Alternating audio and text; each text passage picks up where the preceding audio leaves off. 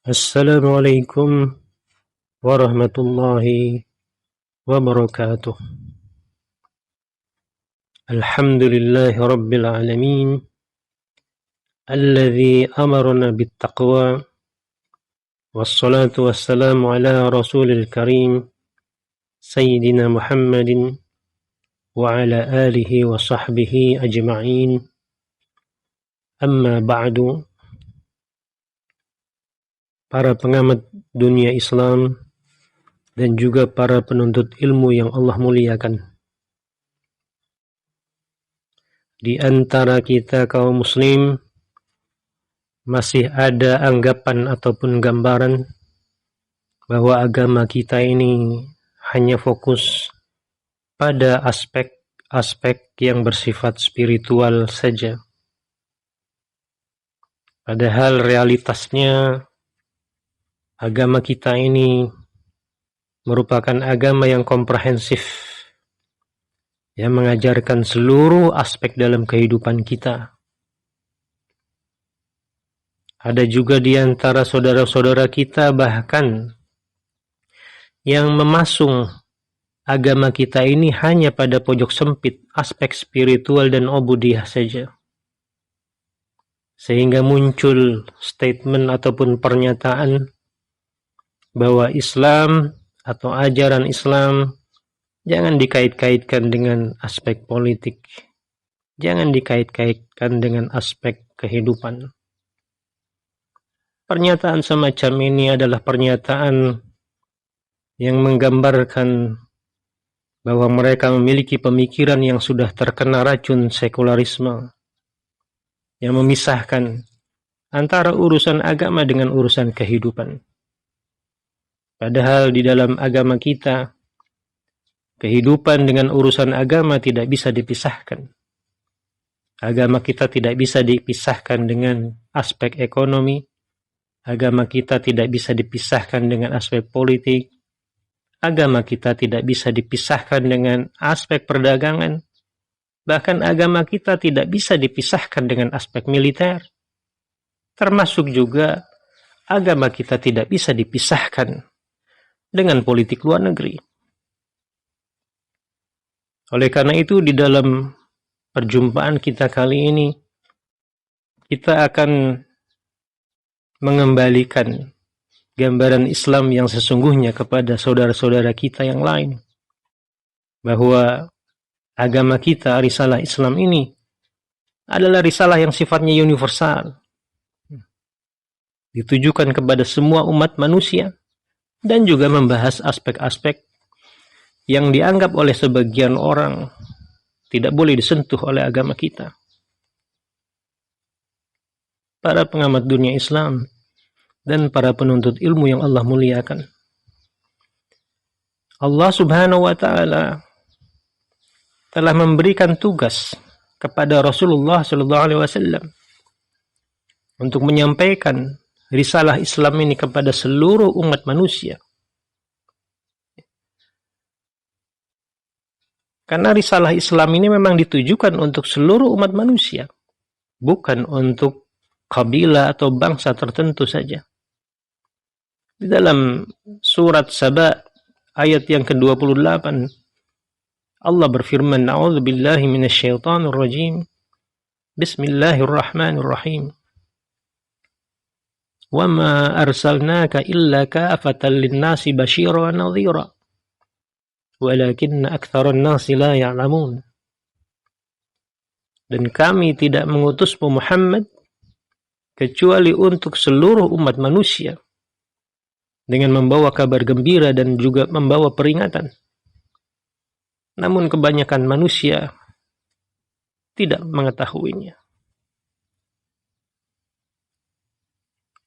Ayat ini juga menunjukkan dengan jelas bahwa risalah Islam sifatnya bukan hanya universal tapi juga mengglobal, menginternasional. Karena perintah untuk menyampaikan risalah ini kepada seluruh umat manusia menunjukkan secara tegas bahwa Islam ini harus berbicara di level internasional. harus disampaikan kepada setiap bangsa di level internasional.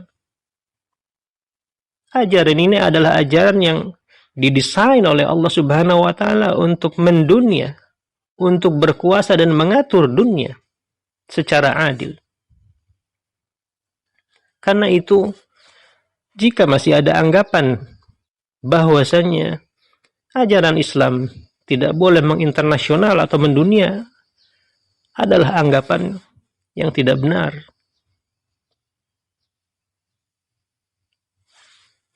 Pada kajian kali ini kita akan menyinggung bagaimana Rasulullah SAW ketika beliau sudah berhijrah ke Madinah, mendirikan negara Islam di sana, mengatur tatanan masyarakat dengan hukum syariat yang diturunkan oleh Allah Subhanahu wa taala.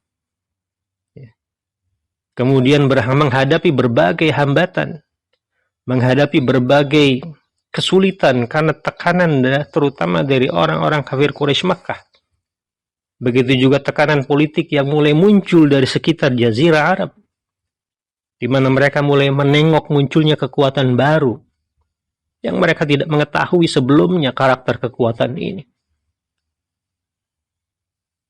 Rasulullah SAW mengirimkan banyak delegasi dan utusan kepada para penguasa di sekitar Jazirah Arab. Tidak lama setelah beliau SAW berhasil mengunci secara politik orang-orang kafir Quraisy di Makkah dengan perjanjian Hudaybiyah. Perjanjian Hudaybiyah ini berhasil memasung orang-orang kafir Quraisy Makkah untuk tidak berkonfrontasi atau berperang paling tidak selama 10 tahun sebagaimana yang telah mereka tetapkan dalam perjanjian.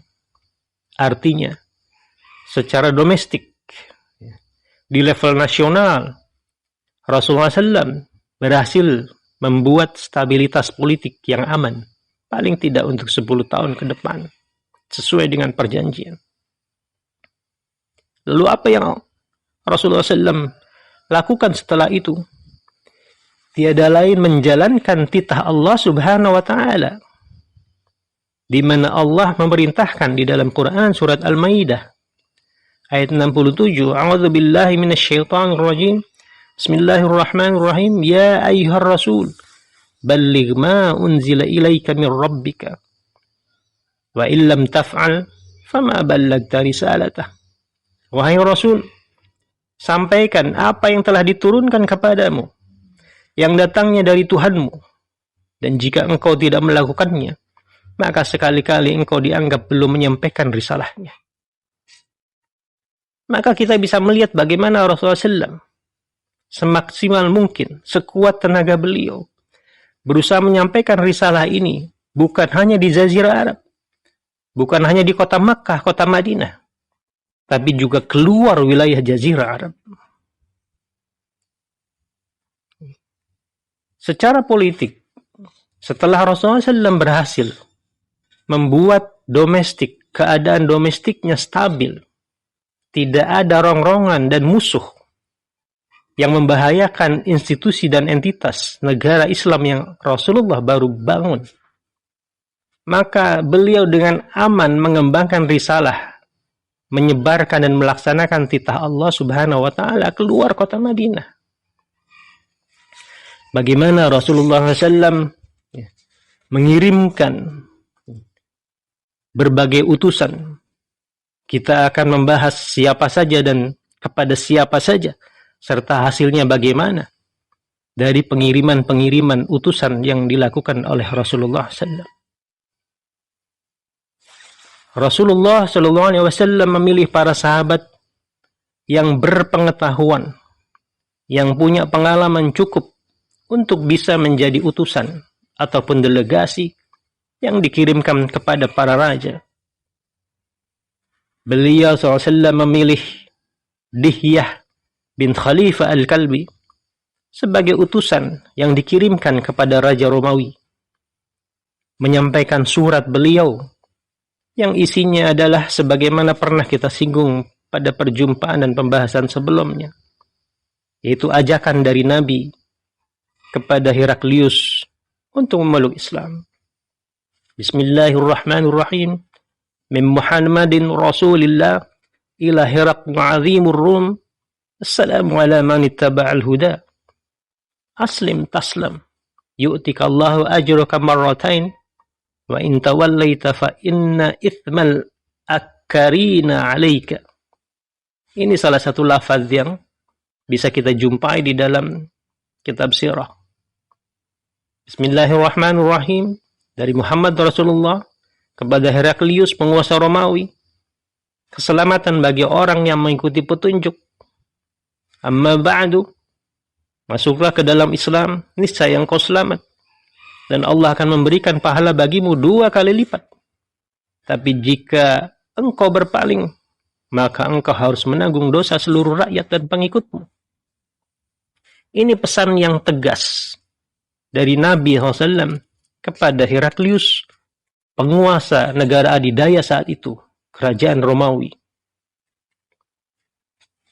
Yang menarik, sebagaimana yang pernah kita singgung sebelumnya, bahwa surat ini menggambarkan Rasulullah telah melaksanakan perintah Allah untuk menyampaikan Islam kepada seluruh umat manusia yang beliau sanggup lakukan melalui pengiriman utusan. Selain itu juga, surat ini menunjukkan bahwa kita kaum muslim diajarkan untuk menempatkan Islam sebagai ajaran yang sifatnya internasional. Dan itu tidak mungkin secara efektif dilakukan, dipraktekkan, kecuali jika Islam berkuasa atau jika Islam punya kekuasaan. Karena yang menjalankan pengiriman delegasi haruslah penguasa, bukan organisasi, apalagi individu yang datang kepada para penguasa. Para pengamat dunia Islam dan juga para penuntut ilmu yang Allah muliakan. Setelah Dihya Al-Kalbi ini datang membawa surat Rasulullah SAW kepada Heraklius dan sudah diterjemahkan, maka Kaisar kemudian mengumpulkan orang-orang ring 1, para perwira, para jenderal, pembesar, menunjukkan surat itu kepada mereka. Dia menyarankan kepada mereka untuk mengikutinya, mengikuti permintaan surat itu. Tetapi mereka tidak mau. Ketika terlihat bahwa mereka menolak ajakan Kaisar, ya, sementara Kaisar di satu sisi tidak ingin dituduh atau dianggap oleh orang-orang ring 1 dan para pengikutnya ini telah berubah sikap, sehingga muncul perilaku yang mencurigakan. Lalu dia berkata kepada mereka, "Aku hanya ingin menguji keteguhan agama kalian saja." Dari sini kita bisa memahami bagaimana sesungguhnya Heraklius sudah mengetahui karakter ajaran yang Rasulullah sampaikan. Bahkan dia sudah mengetahui karakter Nabi kita Muhammad SAW. Dan ini ada perbincangan yang menarik yang menggambarkan bagaimana Heraklius sebelum melontarkan dan menyampaikan surat dari Dihya Al-Kalbi ini kepada orang-orang dekatnya, kepada para pembesarnya yang mendukung dia selama ini. Lalu dia cenderung untuk mengikuti ajakan Nabi kita Muhammad SAW, tapi ditolak oleh orang-orang ring 1 seluruhnya. Sehingga dia tidak mau juga kehilangan muka dan kehilangan jabatan. Dia lebih memilih dunia. Cenderung dengan mereka. Tidak mau menerima ajakan Rasulullah SAW. Ada sebuah cerita menarik yang diriwayatkan oleh Ibnu Abbas dari Abu Sufyan bin Harb, di mana dia berkata, "Kami adalah kaum pedagang. Perang antara kami dengan Rasulullah SAW telah mengepung kami dan menguras harta kami. Ketika terjadi gencatan senjata antara kami dengan Rasulullah, kami tidak terlalu yakin akan mendapatkan rasa aman. Maka kami berangkat bersama sejumlah orang Quraisy untuk berdagang ke wilayah Syam. Tempat perniagaan yang kami tuju di sana adalah Gaza. Kami tiba di sana ketika Heraklius berhasil mengalahkan dan mengusir tentara Persia dari negeri Syam. serta merebut kembali salib besar dari tangan mereka. Lalu mereka mengambil kembali salib itu, tempatkan di tempat semula. Didengarnya berita tentang kemenangan dan diselamatkannya salib miliknya itu saat ia berada di kota Hims atau kota Homs, yaitu wilayah Emesa, dikenal dalam literatur barat. Ia lalu berangkat meninggalkan Hims dengan berjalan kaki menuju Baitul Maqdis untuk melakukan ibadah di sana sebagai wujud syukur karena telah mengembalikan sesuatu yang dulu dirampas oleh musuh. Permadani pun dihamparkan, bunga-bunga ditaburkan, dan ketika sang kaisar sampai di wilayah Ilya, ini nama Al-Quds pada masa lampau, dan menunaikan ibadahnya di sana ditemani para perwira dan pembesar Romawi, maka pada suatu pagi kaisar tampak gelisah, mengarahkan pandangannya ke atas langit. Hingga para perwiranya, orang-orang dekatnya bertanya, "Wahai Paduka, pagi ini engkau tampak gelisah." Kaisar berkata, "Ya, tadi malam aku bermimpi bahwa raja berkhitan telah muncul."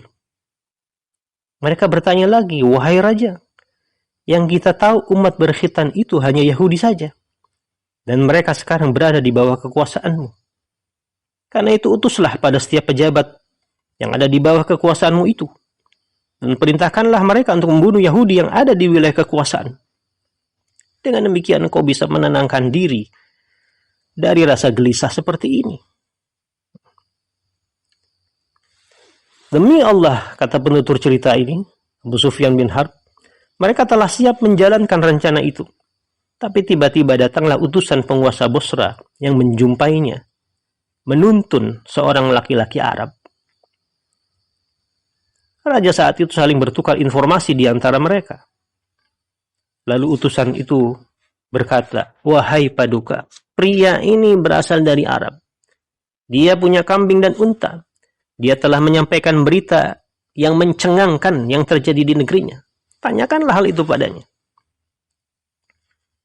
Ketika utusan penguasa Bosra itu sudah berada di sisi Heraklius, Kaisar pun berkata kepada penerjemahnya, "Tanyakan kepadanya peristiwa apa yang terjadi di negerinya itu." Orang Arab itu berkata, "Di tengah-tengah kami muncul seseorang yang mengaku dirinya nabi. Ada orang-orang yang mengikuti dan membenarkannya, tapi ada pula yang menentangnya. Di antara mereka terjadi beberapa peperangan, dan ketika aku tinggalkan, mereka masih dalam keadaan seperti itu." Ketika berita tersebut disampaikan, Heraklius berkata, "Lepaskan pakaiannya." Ternyata pria Arab tersebut berkhitan. Maka Heraklius berkata, "Demi Allah, inilah mimpi yang semalam aku lihat. Bukan Yahudi yang kalian katakan itu. Kembalikan lagi pakaiannya." Kemudian Heraklius berkata kepada komandan polisinya lah, "Cari di seluruh pelosok Syam sampai engkau mendapatkan seorang Arab yang satu kaum dengan pria yang mengaku nabi itu." Abu Sufyan berkata, "Demi Allah, di Gaza itulah kami ditangkap oleh komandan polisinya." Dia bertanya, "Benarkah kalian satu suku dengan laki-laki yang mengaku nabi di Hijaz itu?" Kami menjawab, "Ya." Dia berkata, "Berangkatlah bersama kami menemui raja." Kami pun berangkat bersamanya. Ketika tiba di hadapannya, Kaisar bertanya, "Apakah engkau satu suku dengan pria yang mengaku nabi itu?" Kami menjawab, "Ya." Kaisar bertanya, "Siapa di antara kalian yang paling dekat hubungan kekerabatan dengannya?" Abu Sufyan berkata, "Aku." Kaisar berkata lagi, "Mendekatlah kemari." Dia kemudian mendudukkanku di depannya dan mendudukkan kawan-kawanku di belakangku. Lalu dia berkata, "Aku akan bertanya kepadamu. Jika dia berdusta, bantahlah oleh kalian jawabannya." Abu Sufyan berkata, "Demi Allah," berkata dalam hatinya, "Demi Allah, andai aku berbohong niscaya mereka tidak akan mendustakanku. Tapi aku ini seorang tokoh terkemuka yang tidak sudi berdusta. Dan aku tahu ketika aku berdusta, maka mudah bagi mereka untuk mengingatnya. dan kemudian menceritakan tindakanku itu, maka aku bertekad untuk tidak berdusta. Gumam Abu Sufyan. Kaisar berkata, beritahu aku perihal pria yang muncul di tengah kalian dan mengaku-ngaku sebagai nabi itu. Abu Sufyan berkata, aku berusaha untuk merendahkan dan mengerdilkannya. Aku berkata kepadanya, yaitu kepada Heraklius, wahai Paduka, memangnya apa yang menggelisahkanmu? Sebenarnya keadaan orang tersebut tidak sehebat berita yang kau dengar itu. Kaisar nampaknya tidak menghiraukan pembicaraanku itu. Dia terus bertanya, jawab pertanyaanku tentang kedudukan orang itu. Bagaimana garis keturunannya di tengah kalian? Aku menjawab, benar-benar paling mulia nasabnya di antara kami. Kaisar bertanya lagi, apakah ada anggota keluarganya yang mengatakan hal yang sama dengan perkataannya? Hingga orang tersebut hanya meniru saja. Aku berkata tidak. Kaisar bertanya lagi, apakah sebelumnya dia memegang kekuasaan di tengah kalian? Lalu kalian merampasnya hingga dia menyampaikan pernyataan seperti itu guna merebut kembali kekuasaannya itu? Aku berkata, tidak. Kaisar bertanya, beritahu aku tentang para pengikutnya yang berasal dari golongan kalian. Siapa saja mereka itu? Aku berkata, orang-orang lemah, miskin, anak-anak muda dan bocah, serta kaum wanita. Tidak ada seorang pun dari kami yang tua-tua dan tokoh terhormat yang mengikutinya. Kaisar bertanya, beritahu aku tentang para pengikutnya. Apakah mereka cinta kepadanya, tidak meninggalkannya, ataukah benci dan meninggalkannya? Aku berkata, tidak ada seorang pun yang mengikutinya, dan tidak ada yang meninggalkannya. Kaisar bertanya lagi, beritahu aku bagaimana peperangan yang berlangsung antara kalian dengannya. Aku berkata, bergiliran. Kadang dia mengalahkan kami, kadang kami mengalahkannya. Kaisar bertanya, apakah dia melanggar janji? Maka Abu Sufyan bergumam, tidak ada pertanyaan Kaisar yang paling ingin kuhinakan jawabannya selain ini. Tapi aku berkata, kata Abu Sufyan, tidak. Dan kami sekarang sedang melakukan gencatan senjata dengannya. Dan kami tidak percaya kalau dia akan berkhianat. Demi Allah, kata Abu Sufyan, Kaisar tidak lagi menghiraukan jawaban terakhirku. Dia langsung mengulang pembicaraan kami. Dia berkata, aku bertanya kepadamu, bagaimana nasabnya di tengah kalian? Lalu engkau yakin bahwa keturunannya paling mulia di antara kalian. Begitulah Allah mengangkat seorang nabi, kata Heraklius. Dia tidak akan mengangkatnya melainkan dari orang yang paling mulia nasabnya di tengah kaumnya. Aku bertanya pula kepadamu, apakah ada anggota keluarganya yang mengatakan seperti yang dikatakannya hingga dia hanya meniru saja? Lalu engkau menjawab tidak. Aku bertanya kepadamu, apakah sebelumnya dia pernah pegang kekuasaan di tengah kalian? Lalu kalian merampasnya hingga dia menyampaikan pernyataan seperti itu hanya untuk merebut kembali kekuasaannya. Lalu engkau jawab tidak. Kemudian aku bertanya kepadamu tentang para pengikutnya dan engkau jawab bahwa mereka adalah orang-orang lemah, kaum papa, anak muda, kaum wanita. Begitulah para nabi di setiap masa. Aku bertanya kepadamu tentang para pengikutnya, apakah mereka cinta dan tidak meninggalkannya? Ataukah benci dan meninggalkannya? Maka engkau jawab, tidak ada seorang pun yang mengikutinya, yang kemudian meninggalkannya. Maka begitu pula dengan manisnya iman ketika sudah bersemayam dalam hati, tidak akan keluar lagi. Aku bertanya kepadamu, apakah dia berkhianat? Engkau jawab tidak. Kalau engkau benar-benar jujur kepadaku, kata Heraklius, niscaya orang itu akan mengalahkanku dan merebut kekuasaan yang ada di bawah kedua telapak kakiku. Sungguh amat besar harapanku bisa berada di sampingnya hingga aku bisa membasuh kedua kakinya. Sekarang kalian silahkan pergi, ujar Heraklius. Abu Sufyan berkata, lalu aku pergi meninggalkannya sambil memukulkan kedua tangan satu sama lain. Seraya berkata, wahai hamba Allah, urusan anak Abu Kabsyah. Ini adalah maksudnya Rasulullah SAW. Sedemikian besar, kata Abu Sufyan, sampai-sampai Raja Banul Asfar, Banul Asfar adalah Romawi, mengkhawatirkan kekuasaan mereka di Syam.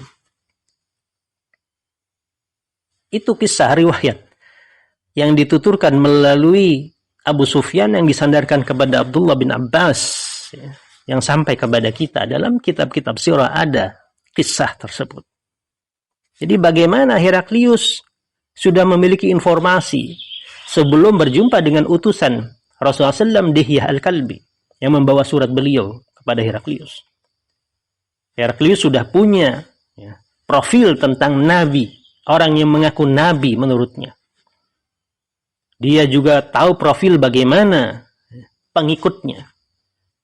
Dia tahu profil nasabnya dan sebagian ajarannya.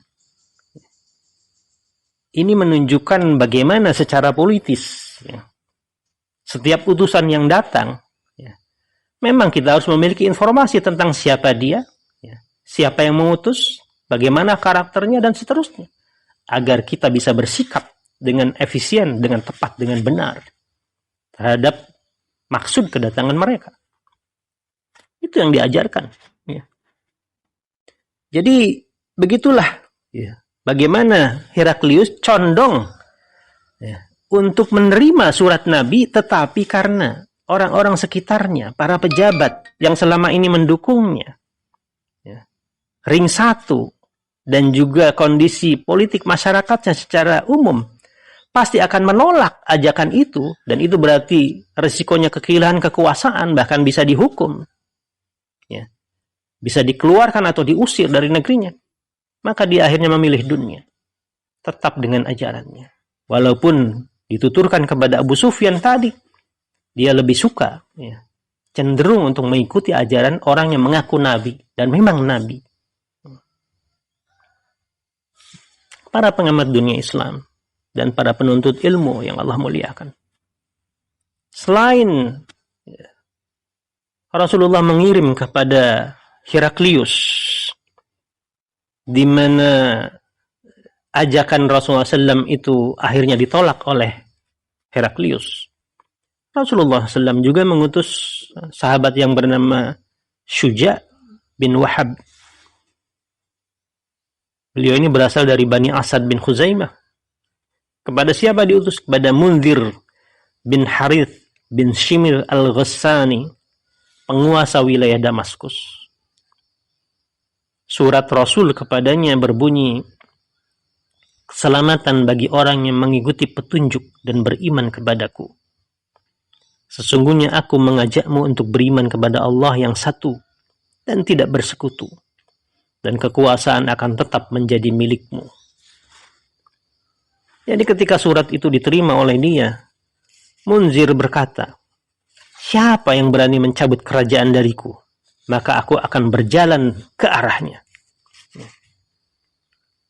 Maksudnya akan melawannya. Dan dalam sejarah kita tahu Munzir, ya, bin Haris al-Ghassani ini tidak merespon atau tidak mengikuti ajakan Nabi, tidak mau masuk Islam.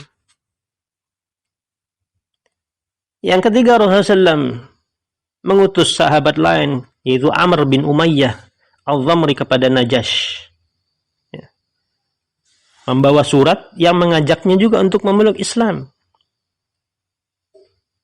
dan memintanya mengirimkan Ja'far bersama kaum muhajirin yang ada di Habsyah.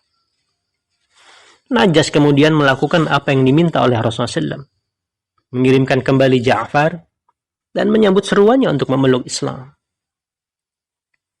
Karena itu ketika Najash ini wafat, kita tahu dalam sirah Rasul, ya, beliau SAW kemudian mensalatkannya di Madinah setelah mendengar berita wafatnya Najash. Najash inilah yang, ya, menerima utusan Rasulullah SAW, Amr bin Umayyah al-Dhamri, sementara masih ada kaum muhajirin, ya, yang pertama, hijrah pertama, yang tinggal di wilayah Habsyah, termasuk Ja'far. Lalu Rasul meminta supaya Ja'far kembali, dan memang tidak lama kemudian Ja'far kembali. Yang keempat, Rasulullah SAW mengutus Hudzaifah as-Sahmi kepada Kisra, ya, di Persia, dengan membawa surat yang isinya Bismillahirrahmanirrahim dari Muhammad Rasulullah untuk Kisra, penguasa Persia.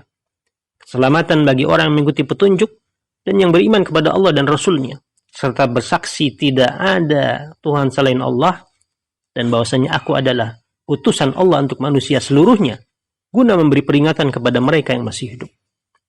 Masuklah ke dalam Islam, niscaya engkau selamat. Jika engkau menolak, maka engkau harus menanggung dosa kaum Majusi.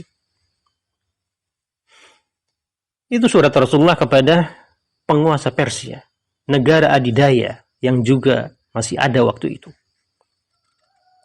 Sikap Kisra setelah mendengarkan pesan Nabi, kemudian dia merobek-robek surat itu. Ditolaknya utusan itu dan kembali kepada Rasulullah SAW. Ketika Rasulullah SAW mendengar tindakan Kisra, beliau berkata, Allah Subhanahu wa Ta'ala akan merobek-robek kerajaannya. Dan begitulah sabda Nabi terbukti dalam sejarah.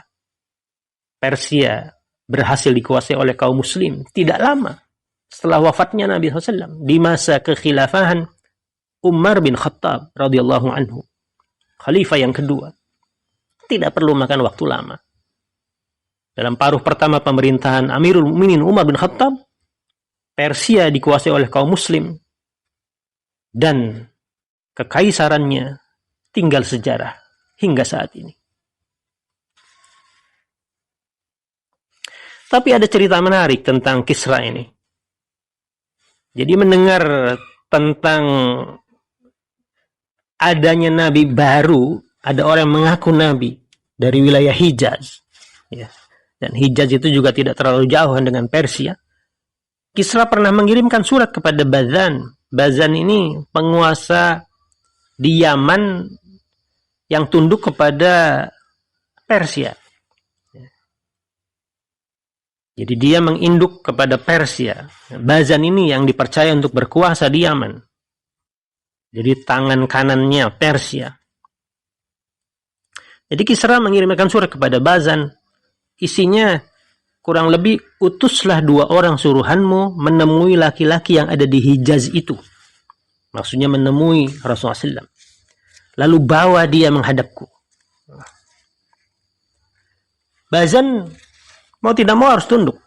Karena dia kan kekuasaannya di bawah Persia. Walaupun berkuasa di Yaman. Bazan lalu memilih 2 orang pengawalnya dan mengutusnya guna menyampaikan surat kepada Rasulullah SAW yang memerintahkannya untuk berangkat bersamanya menemui Kisra. Tatkala kedua utusan ini sampai di Madinah, berjumpa dengan Nabi, salah seorangnya berkata, sesungguhnya Syahinsah ini gelar Maharaja Kisra.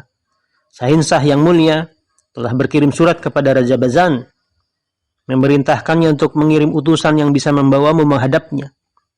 Dan Bazan telah mengutus aku kepadamu agar engkau berangkat bersamaku. Keduanya kemudian menyampaikan pernyataan yang bernada ancaman. Pada saat itu, Siruya bin Kisra di wilayah Persia berkonspirasi untuk membunuh ayahnya dan merebut kekuasaan darinya. Rasulullah SAW mengetahui hal itu dari wahyu. Lalu beliau memberitahu kepada 2 orang utusan itu perihal kejadian adanya kudeta dari anaknya Syahinsah yang membunuh bapaknya. Ini berita yang up to date atau baru yang belum didengar oleh utusannya Bazan yang memang pergi ke Madinah. Maka keduanya bertanya kepada Nabi, engkau sadar dengan apa yang engkau katakan itu? Kami sangat membencimu karena perkara yang lebih remeh dari ini. Apakah engkau mau menuliskan berita ini darimu? Lalu nanti kami beritahukan kepada Bazan. Rasulullah berkata, ya, beritahu Raja Bazan bahwa berita itu berasal dariku dan katakan kepadanya, sesungguhnya agama dan kekuasaanku ini akan menguasai wilayah yang dikuasai Kisra hingga tempat terjauh yang bisa dicapai oleh kuda dan unta. Katakan kepadanya pula, jika engkau masuk Islam, niscaya aku memberimu kerajaan dan kekuasaan yang kini ada di tanganmu sebagai kalangan abna lainnya. Abna ini maksudnya keturunan Persia yang ada di wilayah Yaman. Lalu kedua utusan itu pergi meninggalkan beliau SAW dan tiba di hadapan Bazan. Mereka menyampaikan berita itu kepadanya. Tidak lama berselang datang surat yang mengabarkan pembunuhan yang dilakukan Siruya terhadap ayahnya. Di dalam surat tersebut, Siruya ini dalam literatur sejarah itu sama dengan Hafaz yang kedua. Ini nama, ya, nama penguasa Persia pada masa Rasulullah SAW. Memberikan instruksi kepada Bazan. Selidikilah pria yang dulu dipesankan ayah kepadamu. Janganlah engkau bergerak menggempurnya sebelum datang perintahku. Jadi apa yang diberitakan oleh Nabi SAW kepada Bazan tentang berlangsungnya kudeta, ketika dua orang utusan itu ada di Madinah, dan berita kudeta itu belum sampai kepada Bazan, bahkan dua orang utusan itu kembali sampai lebih dulu sebelum berita adanya kudeta itu, menunjukkan bahwa Rasulullah SAW mengetahui yang terjadi sementara Bazan tidak tahu. Dan inilah yang menjadi penyebab Bazan kemudian memeluk Islam. Karena adanya mukjizat kenabian dari segi informasi yang tidak mungkin diketahui. Karena orangnya jauh Rasul di Madinah. Sementara Persia sekian ribu kilo dari Madinah. Begitulah akhirnya Bazan dan orang-orang Persia yang ada di Yaman dan penduduk Yaman memeluk Islam. Yang kelima, Rasulullah SAW mengutus Hatib bin Abi Balta'ah kepada Muqawqis, penguasa Mesir. Muqawqis tidak memeluk Islam, tidak mengikuti tawaran Nabi, tapi juga tidak memusuhi. Dia malah memberikan hadiah kepada Nabi. Termasuk hadiahnya itu adalah Maria Al-Qibtiyah, yang di kemudian hari menjadi ibundanya Ibrahim, putra dari Rasulullah SAW, di mana Ibrahim pun meninggal ketika masih anak-anak. Begitulah hadiah dari Muqawqis, penguasa Mesir itu, akhirnya mengeratkan hubungan antara keluarga di antara bangsa Arab dengan penduduk Mesir. Yang kelima, Rasulullah SAW mengutus Sulaid bin Amr al-Amiri kepada Hawlah bin Ali al-Hanafi, dan mengutus Ala bin Hadrami kepada Munzir bin Syawa, penguasa Bahrain, serta Amr bin As kepada Jaifar al-Azdi dan Abbad al-Azdi. 3 orang utusan ini sasarannya berbeda-beda. Dan banyak lagi jadi kisah di mana Rasulullah SAW mengirim berbagai delegasi dan utusan ini bukan hanya sekali 2, tetapi diikuti dengan delegasi lain berikutnya, terutama maksudnya delegasi-delegasi ataupun operasi militer, yaitu pasukan. Ketika mereka menolak ajakan Rasulullah SAW, menolak wilayahnya bergabung dengan kekuasaan Islam, itu artinya deklarasi untuk perang. Dan Rasulullah akhirnya mengirim pasukan untuk menaklukkan dan menguasai wilayah mereka di kemudian hari, terutama di bawah pemerintahan Khulafaur Rasyidin. Begitulah kita melihat bagaimana dalam sirah Nabi, sejarah tentang Rasulullah SAW, beliau membuat strategi setelah kondisi dalam negeri dianggap aman, stabil, maka risalah Islam harus disampaikan keluar negeri, keluar Jazirah Arab. Dan ini memerlukan strategi politik luar negeri yang canggih. Kenapa? Karena beliau SAW baru mendirikan negara yang baru berdiri. Belum berumur 10 tahun. Baru 8 tahun berdiri. Bayangkan berhadapan dan dikirimkan utusan kepada negara adidaya seperti Romawi dan Persia yang sudah berumur ratusan tahun. Punya peradaban yang hebat dan tinggi, besar. Punya angkatan bersenjata yang luar biasa. Yang terlatih. Tapi itu bukanlah hambatan untuk pengiriman risalah agar sampai kepada mereka. Tidak harus menunggu negara Islam itu memiliki kekuasaan yang besar seperti mereka.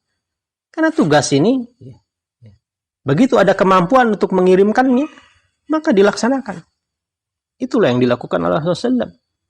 Ketika Allah Subhanahu wa Ta'ala mentaklif dan membebankan, menugaskan beliau untuk menyampaikan Islam kepada seluruh umat manusia. Dan sungguh beliau telah menjalankannya dengan sempurna. Para pengamat dunia Islam dan para penuntut ilmu yang Allah muliakan. Kisah-kisah itu ya, terpatri di dalam sejarah atau sirah Nabi yang menunjukkan bagaimana Islam berbicara politik luar negeri. Menggambarkan bagaimana Rasulullah sebagai kepala negara, penguasa. Menggambarkan bagaimana beliau berinteraksi dengan penguasa luar negeri.